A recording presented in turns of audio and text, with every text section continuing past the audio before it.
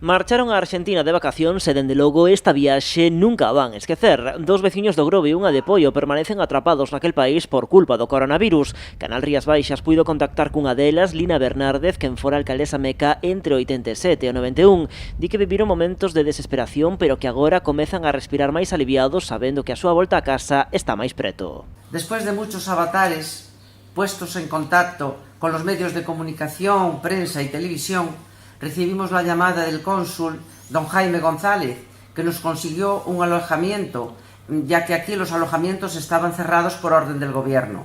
Nos llamó también el delegado de la Xunta en Buenos Aires, don Alejandro López, que está trabajando conjuntamente con el cónsul para solucionar este problema. E o problema está en vías de solucionarse. Co peche dos aeroportos argentinos a piques de facerse efectivo, recibiron un aviso do Ministerio de Exteriores español do seu inminente regreso. Aquí nos estaban avisando del inminente cierre del aeropuerto.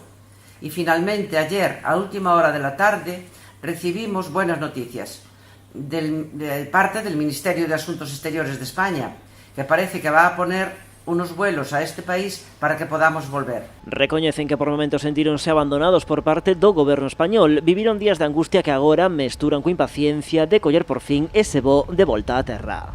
Por fin estamos esperanzados.